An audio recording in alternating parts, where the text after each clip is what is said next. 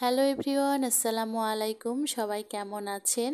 আসলে সারা বছর তো মাছ মাংস খাওয়াই হয়, কিন্তু সব কিছুর মধ্যে এত পরিমাণে ভেজাল ঢুকে গেছে যে সারা বছরের এই মাছ মাংস আর খেতে ভালো লাগে না।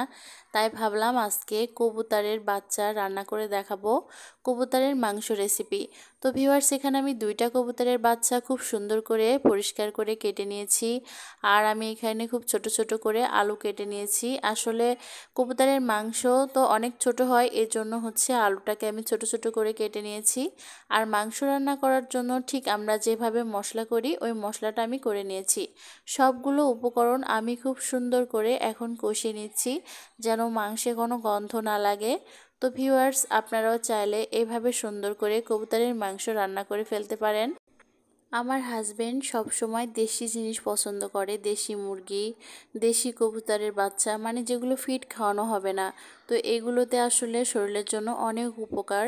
তো আমি সব সময় চেষ্টা করি দেশি ডিম, দেশি হাঁস মুরগি এগুলো তাকে খাওয়ানোর। তো আজকে কবুতর রান্না করছি, সে বারবার বলছিল কাঁচা মরিচ দাও, শুকনো মরিচে সেটা খাবে না। তো আমি 2টা মরিচই ভাগ করে দিয়েছি, অর্ধেকটা শুকনা মরিচ, অর্ধেকটা কাঁচা মরিচ। তো এভাবে রান্না করলে আসলে মাংসের স্বাদটা অনেক সুন্দর আসে। তো ভিউয়ার্স, আমার এই পর্যায়ে প্রায় কষানো হয়ে গেছে। এখন আমি এটা খুব সুন্দর করে নাড়াচাড়া করে আরেকবার পানি দিব, দিয়ে সেটাকে ঝোল হিসেবে রেখে দিব।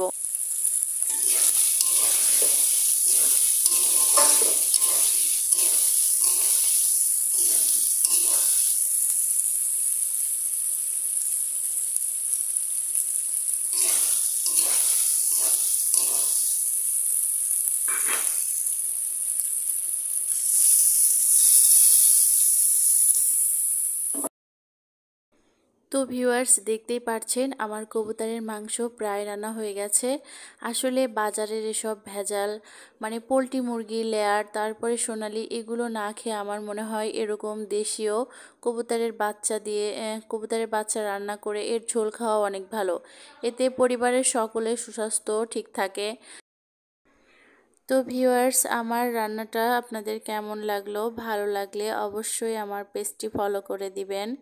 আর পরিশেষে বলতে চাই, প্রত্যেকেই সুন্দর ভেজাল মুক্ত খাবার গ্রহণ করবেন, সুস্থ থাকবেন।